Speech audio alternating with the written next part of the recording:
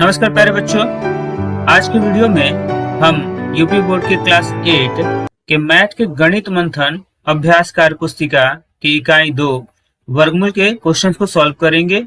तो चलिए शुरू करते हैं आज का वीडियो।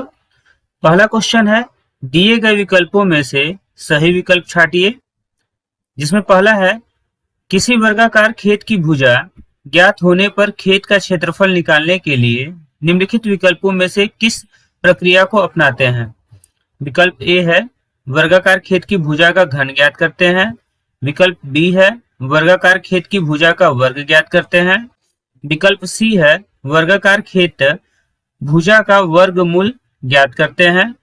विकल्प डी है वर्गाकार खेत की भुजा का घनमूल ज्ञात करते हैं। तो देखिए, यहाँ कहा जा रहा है कि वर्गाकार खेत का क्षेत्रफल। तो देखिए, वर्गाकार क्या होता है, जो कि वर्ग की आकार का हो, जिसमें चारों भुजाएं बराबर होते हैं, ठीक है, और प्रत्येक कोण जो होता है वो 90 डिग्री का होता है। जब हम किसी वर्गाकार क्षेत्र का क्षेत्रफल ज्ञात कर रहे होते हैं तो इसकी जो भुजा होती है उसे हम अगर ए मान ले तो यह चारों भुजाएं बराबर होती हैं, ठीक है। और क्षेत्रफल का सूत्र होता है भुजा गुना भुजा। तो हम इसे a इंटू ए के रूप में लिख सकते हैं या फिर इसे हम ए स्क्वायर लिख सकते हैं, ठीक है। तो देखिए, यहाँ क्या किया जा रहा है कि भुजा का स्क्वायर मतलब वर्ग किया जा रहा है, ठीक है। तो इस आधार पे जो हमारा विकल्प होगा वह वर्गाकार खेत की भुजा का वर्ग ज्ञात करते हैं। विकल्प बी सही होगा, ठीक है। अब हम अगले क्वेश्चन को करेंगे। दूसरा है 18 का वर्ग होगा। अब देखिए, यहाँ हमें 18 का वर्ग पूछा गया है, मतलब 18 का हमें स्क्वायर करना है, ठीक है। तो हम यहाँ 18 गुना 18 करेंगे, ठीक है। 18 का जब हम 2 बार गुना करेंगे तो इसका गुणनफल जो प्राप्त होगा वो हमें 324 के रूप में प्राप्त होगा, ठीक। अब देखिए, यहाँ विकल्प नंबर ए जो है वह -324 है, बी जो है वह 324 है, विकल्प सी है +-324 और विकल्प डी है इनमें से कोई नहीं।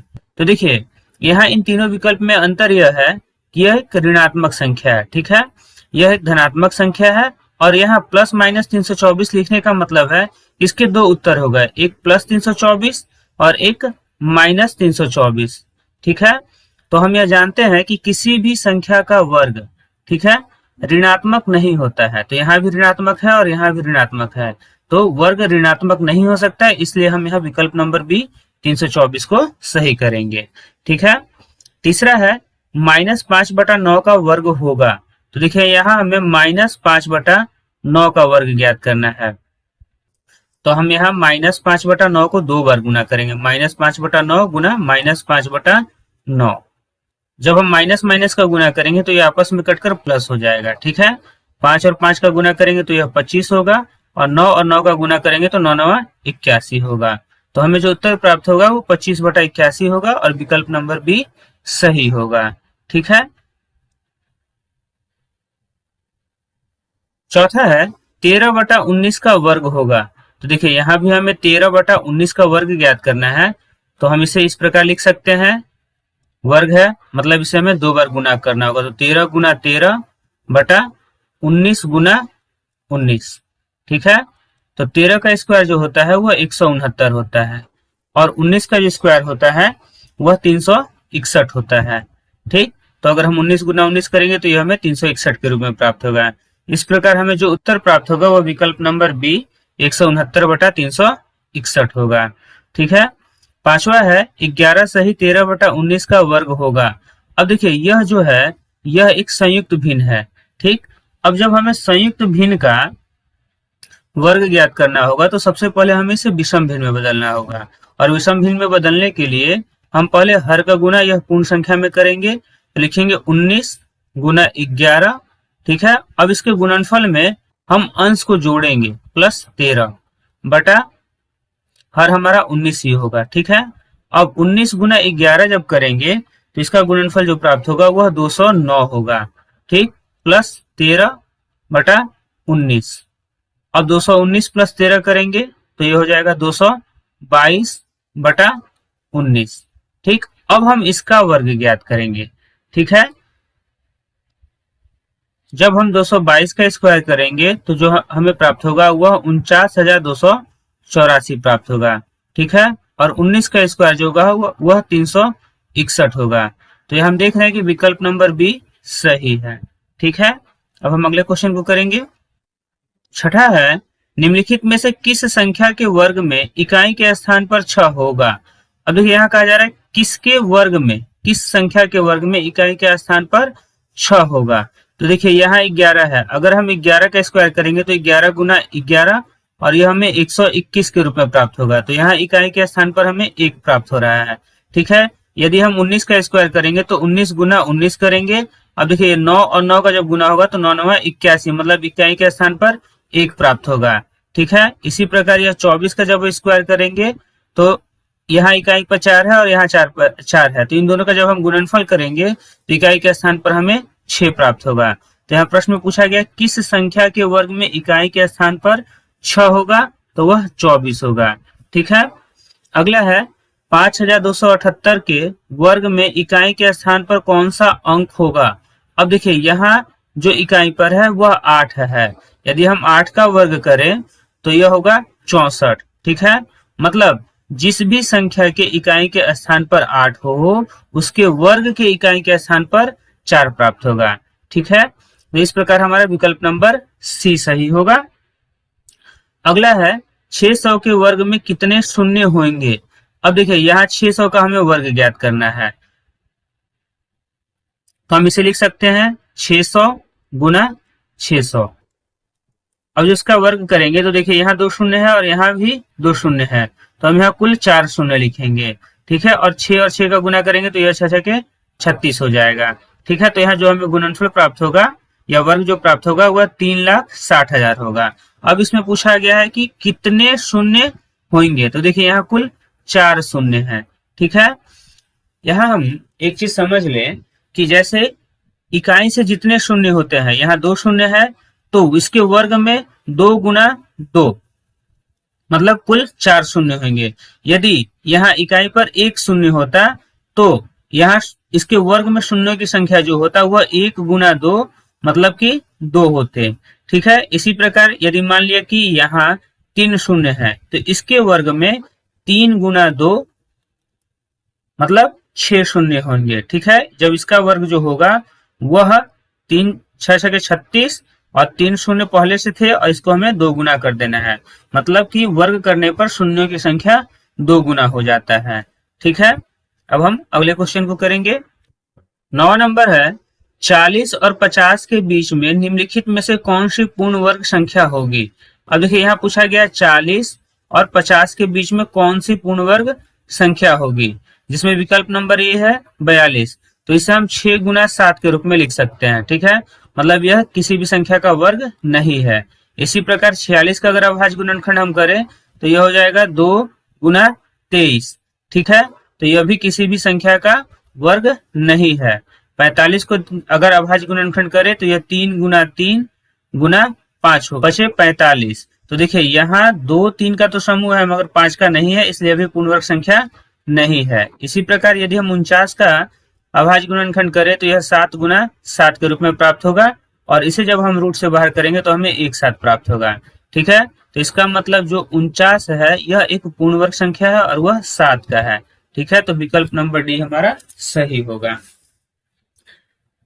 10वां नंबर है निम्नलिखित में से किस संख्या के वर्ग करने पर सम संख्या प्राप्त होगी। तो देखिए यहाँ इसे समझने के लिए हम देख सकते हैं कि जैसे एक का अगर हम वर्ग करेंगे तो हमें 1 प्राप्त होगा, ठीक है।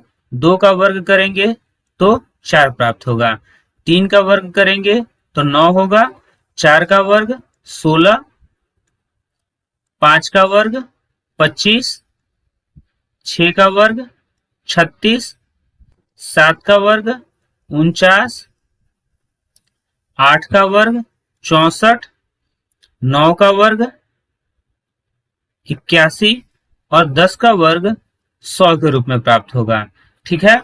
अब देखिए यहाँ हमने 1 से लेकर 10 तक की संख्याओं को 2 भागों में लिखा है, ठीक है।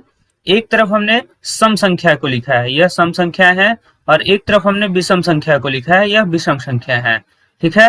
तो हम देख रहे हैं कि जो विषम संख्याएं हैं उनका जो वर्ग है वह भी विषम संख्या है। जैसे 1 का 1, 3 का 9, 5 का 25, 7 का 49, 8, 9 का 81, ये सभी विषम संख्या है। ठीक है, और सम संख्या का जो वर्ग है वह सम है। ठीक, तो हम यह कह सकते हैं कि विषम संख्या का वर्ग विषम होता है और सम संख्या का वर्ग सम होता है। अब यहाँ प्रश्न में दिया गया है निम्नलिखित में से किस संख्या के वर्ग करने पर सम संख्या प्राप्त होगा। तो यहाँ यह एक विषम संख्या है, इसका वर्ग करेंगे तो हमें विषम संख्या प्राप्त होगा। यह भी एक विषम संख्या है, इसका भी वर्ग करेंगे तो विषम ही प्राप्त होगा। यह भी एक विषम संख्या है, इसका भी वर्ग करेंगे तो विषम प्राप्त होगा। यह एक सम संख्या है और जब हम इसका वर्ग करेंगे तो हमें एक सम संख्या ही प्राप्त होगा। ठीक है, अगला है 676/729 का वर्गमूल ज्ञात कीजिए। तो देखिए यहाँ हमें इसका वर्गमूल ज्ञात करना है, मतलब इसे हम प्लस माइनस रूट 676/729 लिखेंगे। ठीक है, अब अगर हम इसका अभाज्य गुणनखंड के द्वारा वर्गमूल ज्ञात करना चाहें तो सबसे पहले हम 676 का अभाज्य गुणनखंड करेंगे। ठीक है, तो 2 से भाग करेंगे, 2 तिया 6, 2 तिया 6, 2 अठे 16, फिर 2 से भाग करेंगे, 2 एकम 2, यहाँ 1 शेष बचेगा, 1 और 3 मिलकर होगा 13, तो 2 छक 12, फिर यहाँ 1 शेष बचेगा, 1 और 8 मिलकर होगा 18, 2 नवा 18। अब देखिए यह 13 का वर्ग है। ठीक है, तो यह से हम 13 से 13 बार में भाग करेंगे और फिर 13 को हम 13 से 1 बार में भाग करेंगे। मतलब यहाँ जो हमें अभाज्य गुणनखंड प्राप्त हुआ वह 2 गुना 2 गुना 13 गुना 13 के रूप में प्राप्त हुआ। ठीक है, बटा अब हम 729 का अभाज्य गुणनखंड करेंगे तो सब देखिए यहाँ इकाई के स्थान पर 9 है, तो इसमें 2 से भाग नहीं लगेगा, इसलिए 729 में भी 2 से भाग नहीं लगेगा। अब हम 2 के बाद 3 से देखेंगे, तो यहाँ 7 और 2 को जोड़ेंगे, 9 हुआ, 9 और 9 18। अब 18 में 3 से भाग लगता है, इसलिए यहाँ 3 से भाग लगेगा। 3 से भाग करेंगे, 3 दूनी 6, 3 चौके 12, 3 तिया 9, फिर 3 से भाग करेंगे, 3 अठे 24, 3 एकम 3, फिर 3 से भाग करेंगे, 27 तिया 81, फिर 27 में 3 से भाग करेंगे, 9 तिया 27, फिर 9 में 3 से भाग करेंगे, 3 तिया 9, और फिर 3 से भाग करेंगे एक बार में। तो देखिए यहाँ अभाज्य गुणनखंड जो प्राप्त हुआ वह 3 गुना 3 गुना 3 गुना 3 गुना 3 गुना 3 के रूप में प्राप्त हुआ। अब यहाँ हमें रूट हटाना है, तो हम यहाँ 2-2 का समूह बनाएंगे। ठीक है, तो देखिए जब हमने यहाँ 2-2 का समूह बनाया तो यह 2 गुना 13 और हर में हमें 3 गुना 3 गुना 3 के रूप में प्राप्त हुआ। अब 2 गुना 13 करेंगे तो यह 13 दूनी 26, और इसे करेंगे तो 3 तिया 9 तिया 27, 26/27 प्राप्त हो रहा है, और इस प्रकार हमारा विकल्प नंबर बी सही होगा। अब हम अगले क्वेश्चन को करेंगे। अगला क्वेश्चन है 8 सही 17/169 का वर्गमूल होगा। तो देखिए यह भी एक संयुक्त भिन्न है, तो इसका जब हमें वर्गमूल ज्ञात करना होगा तो सबसे पहले हम इसे एक विषम भिन्न के रूप में बदलेंगे। तो विषम भिन्न के रूप में बदलने के लिए सबसे पहले हम इसके हर का पूर्ण संख्या में गुना करेंगे, मतलब 8 गुना 169। ठीक है, और उसके बाद इसके गुणनफल में हमें इसके अंश को जोड़ना है, प्लस 17/169। अब 8 और 169 का गुना करेंगे तो यह 1352 प्राप्त होगा। ठीक है, 1352 प्लस 17/169। ठीक है, अब जब इसे हम जोड़ेंगे तो यह हमें 7 2 9 5 1 6 1369/169 के रूप में प्राप्त होगा। ठीक है, अब देखिए 1369 जो है वह एक अभाज्य संख्या 37 का वर्ग है। ठीक है, तो जब हम इसका वर्गमूल ज्ञात करेंगे तो यह हो जाएगा 37/169 जो है, या फिर हम इसे लिख सकते हैं 37 गुना 37 बटा 13 गुना 13। ठीक है, अब रूट हटाने के लिए हम 2-2 का समूह बनाएंगे, तो इसे लिख लेंगे 37/13, और इस प्रकार विकल्प नंबर बी हमारा सही होगा।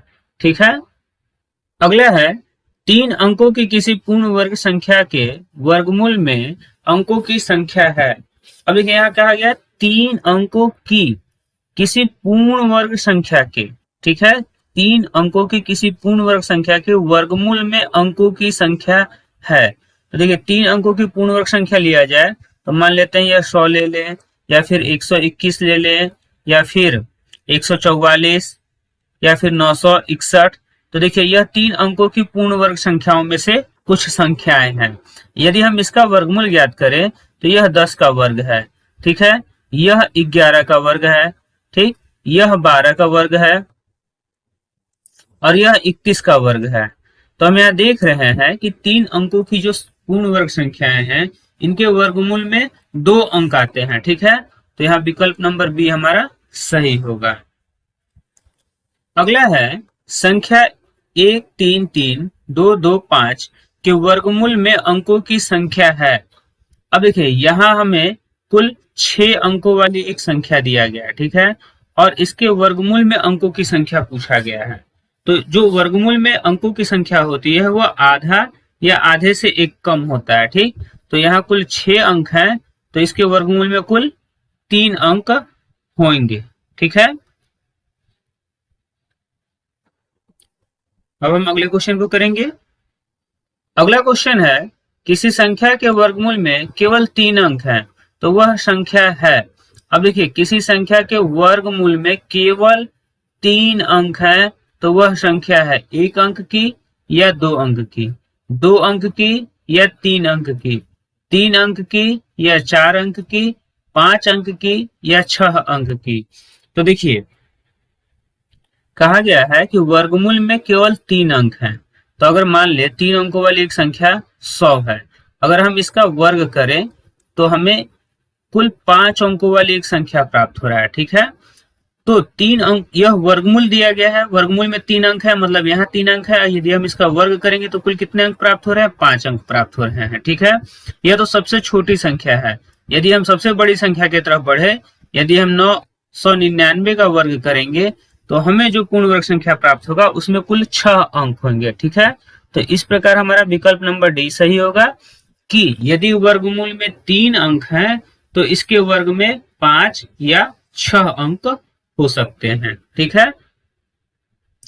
अगला है पूर्ण वर्ग संख्या हो सकती है, पूर्ण वर्ग संख्या हो सकती है। अब देखिए यहाँ पूर्ण वर्ग संख्या के कुछ शर्तें दिए गए हैं, जिसमें पहला है वह संख्या जिसमें इकाई का अंक 3 या 7 हो। दूसरा है वह संख्या जिसके अंत में विषम संख्या में 0 हो। सी है वह संख्या जिसके अंत में सम संख्या में 0 हो। और डी है वह संख्या जिसमें इकाई का अंक 2 हो, ठीक। तो देखिए विकल्प नंबर ए और डी में इकाई अंक के बारे में कहा गया है। तो यदि हम 1 से लेकर 10 तक की संख्याओं का इकाई अंक देखें, जैसे 1 का स्क्वायर करें तो 1 होगा, 2 का स्क्वायर करें तो 4 होगा, 3 का स्क्वायर करें तो 9 होगा, 4 का स्क्वायर करें 16, 5 का स्क्वायर 25, 6 का स्क्वायर 36, 7 का स्क्वायर 49, 8 का स्क्वायर 64, 9 का स्क्वायर 81 और 10 का स्क्वायर 100, ठीक है।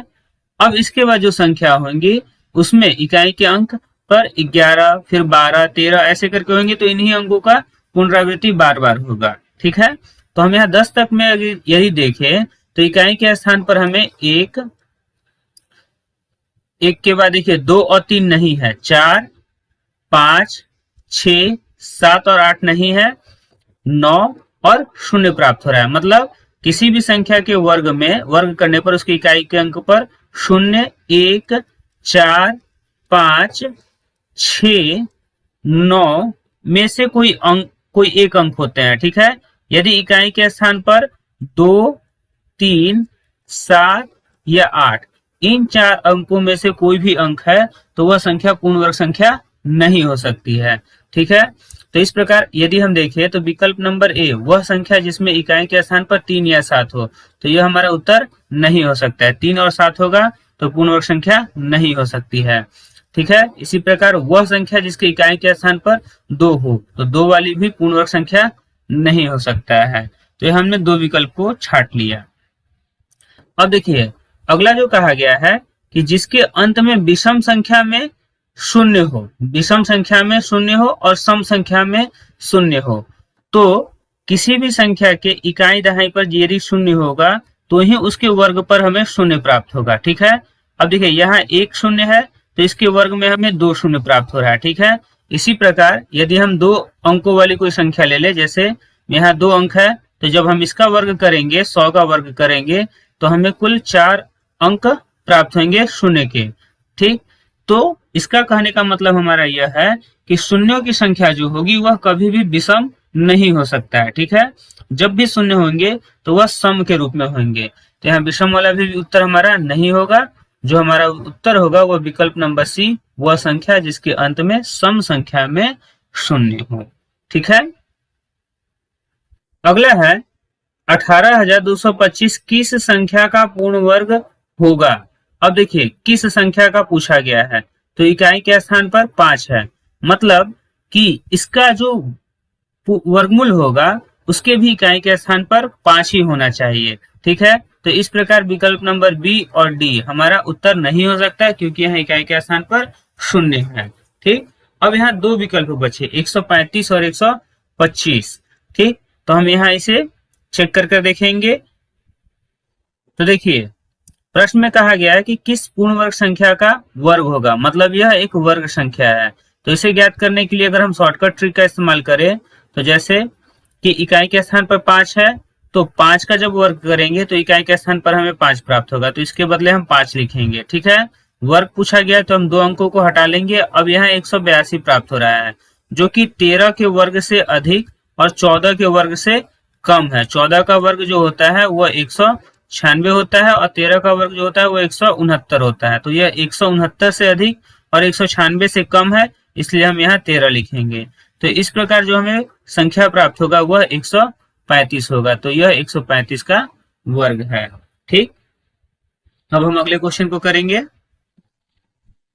अगला है 15,625 किस संख्या का पूर्ण वर्ग होगा।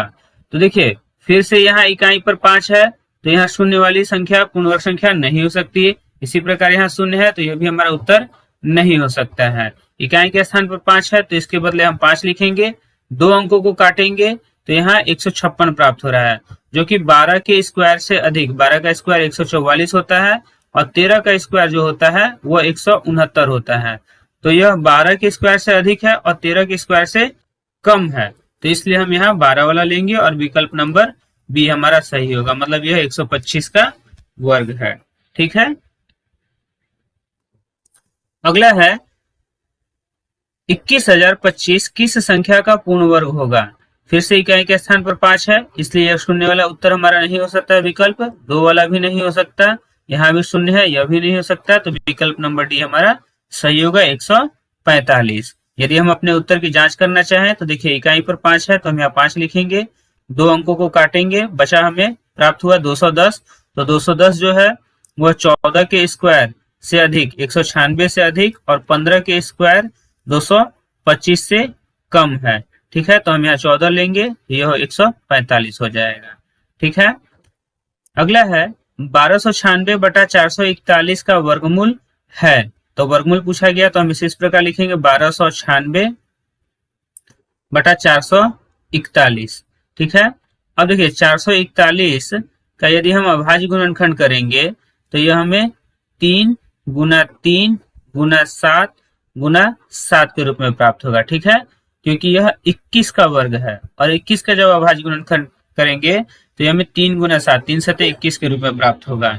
ठीक है, इसी प्रकार 1296 जो कि इसका अभाज्य गुणनखंड करेंगे तो इकाई के स्थान पर 6 है, तो 2 से भाग करेंगे, 2 छक 12, 2 चौके 8, 2 अठे 16। फिर 2 से भाग करेंगे, 2 तिया 6, 2 दूनी 4, 2 चौके 8। फिर 2 से भाग करेंगे, 2 एकम 2, 2 छक 12, 2 दूनी 4। फिर 2 से भाग करेंगे, 2 अठे 16, 2 एकम 2। अब इकाई के स्थान पर 1 है, 2 से भाग नहीं लगेगा। अब हम 3 से भाग करेंगे, अंकों का योग 9 है, 3 से भाग लगेगा, 27 या 81। फिर 3 से भाग करेंगे, 3 9 27। फिर 3 से भाग करेंगे, 3 3 9 और फिर 3 से भाग करेंगे, 3 एकम 3। ठीक है, देखिए यहाँ 2 जो प्राप्त हुआ है कुल 4 बार और 3 भी कुल 4 बार प्राप्त हुआ है। ठीक, तो हम ऐसे लिख सकते हैं 2 गुना 2 गुना 2 गुना 2 गुना 3 गुना 3 गुना 3 गुना 3। ठीक है, अब हम 2 2 का समूह बनाएंगे। इन 2 के बदले एक बार 2 लिखेंगे, इन दोनों के लिए एक बार 2 लिखेंगे, इन दोनों के लिए एक बार 3 और फिर इन दोनों के लिए एक बार 3 बटा इन दोनों के लिए एक बार 3 गुना इन दोनों 7 के लिए एक बार 7। ठीक है, अब इसका हम गुणनफल करेंगे तो 2 दूनी 4, 4 तिया 12, 12 तिया 36, 36 बटा 21 के रूप में प्राप्त होगा। ठीक है, अब हम इसे संयुक्त भिन्न के रूप में बदलेंगे तो यह हो जाएगा 1 सही 15 बटा 21। ठीक है, और विकल्प नंबर डी हमारा सही होगा, 1 सही 15 बटा 21। अब हम अगले क्वेश्चन को करेंगे। दूसरा क्वेश्चन है रिक्त स्थानों की पूर्ति कीजिए, जिसमें पहला है 1 का स्क्वायर बराबर 1, तो 1 का वर्गमूल डैश होता है। तो देखिए 1 का जो वर्ग होता है वह भी 1 होता है और 1 का वर्गमूल जो होगा वह भी 1 ही होगा। ठीक है, तो हम यहाँ 1 लिखेंगे। अगला है 8 का स्क्वायर बराबर 64, तो 64 का वर्गमूल होगा। अब देखिए यहाँ हमें 64 का वर्गमूल ज्ञात करना है। ठीक है, तो इसे रूट से बाहर करने के लिए हमें 64 को 2 बराबर भागों में मतलब 8 गुना 8 यदि हम करेंगे तो यह 8 64 होगा। रूट हटाएंगे तो 1 8 प्राप्त होगा। तो इस प्रकार 64 का वर्गमूल जो होगा वह 8 होगा। ठीक है, हम इसके पहले प्लस माइनस लिख सकते हैं। अगला है 441 के वर्गमूल में अंकों की संख्या होती है।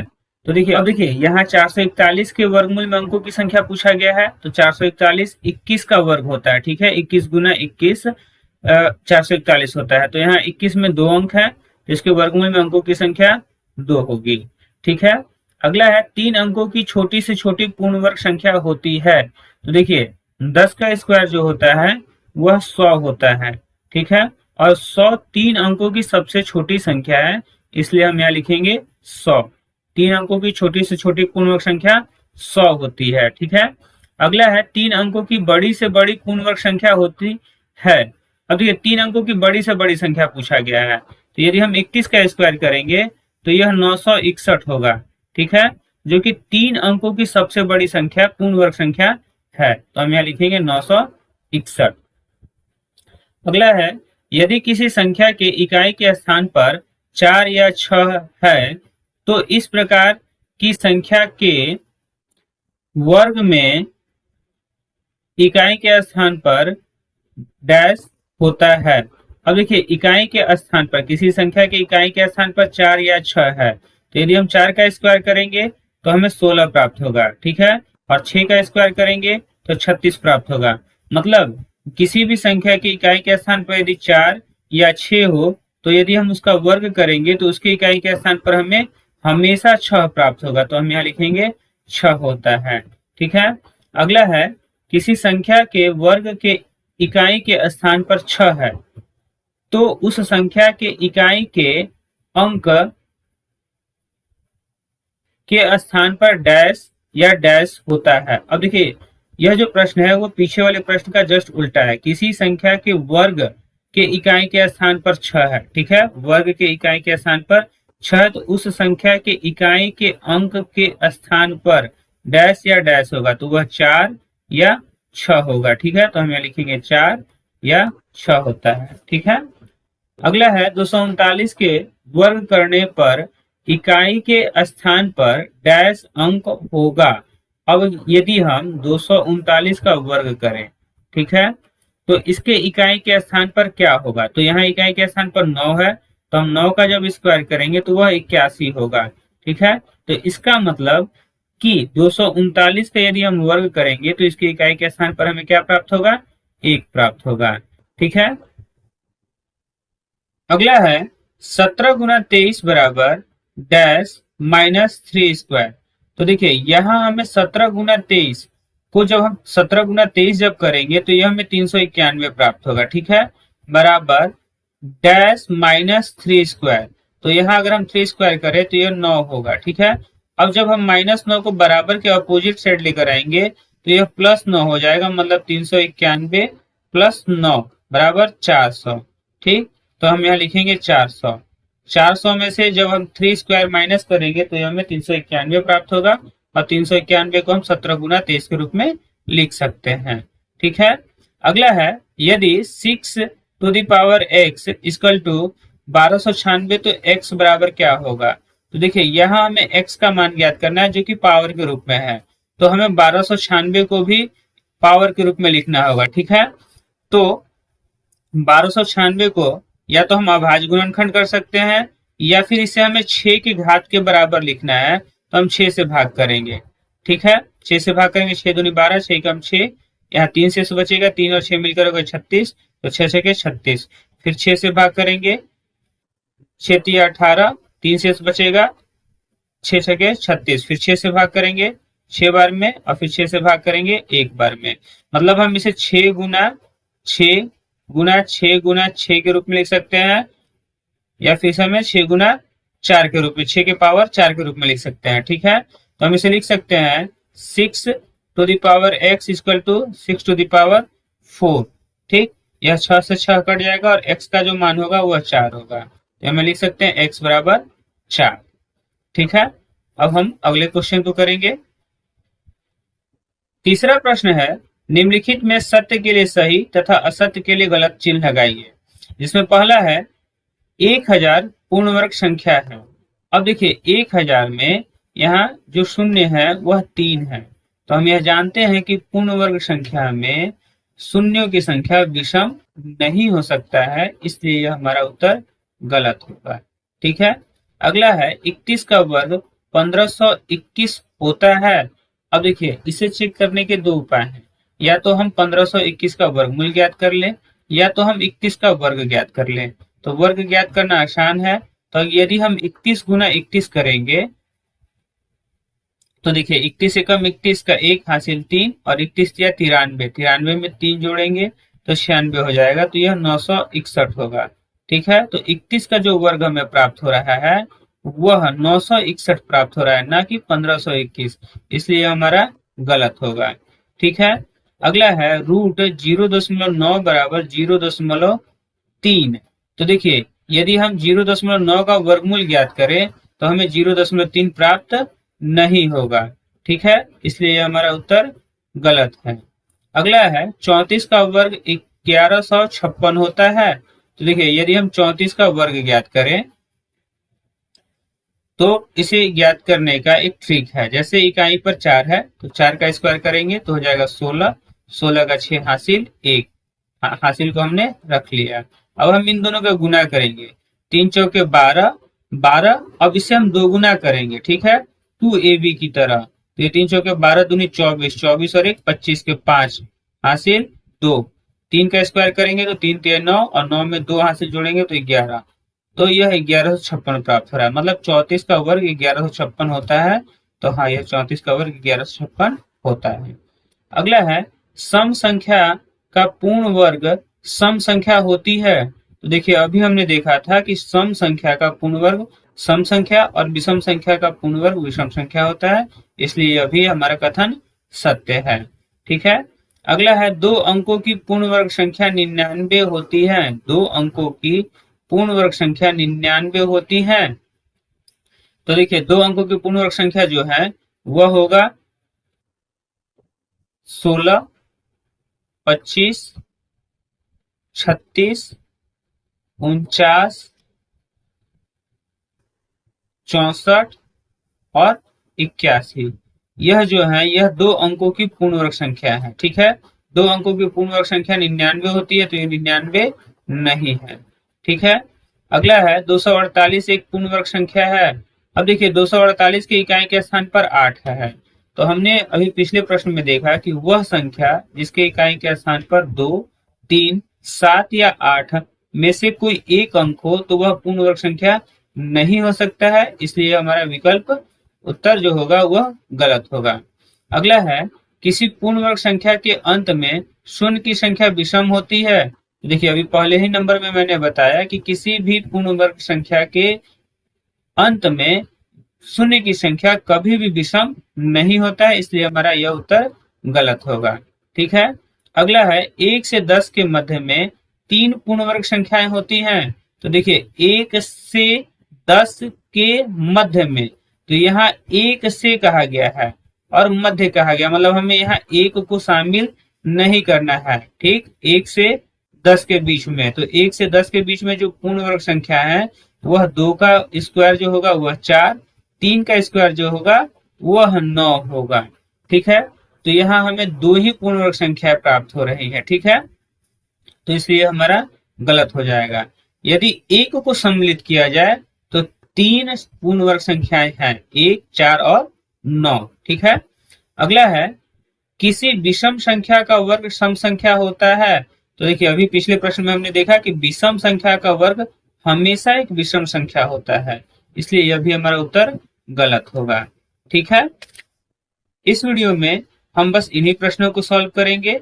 यदि आपको हमारा वीडियो अच्छा लग रहा हो तो प्लीज कमेंट कर बताएं तथा अपने दोस्तों को भी अधिक से अधिक शेयर करें। अब हम अभ्यास के शेष प्रश्नों को अगले वीडियो में सॉल्व करेंगे। तब तक के लिए धन्यवाद।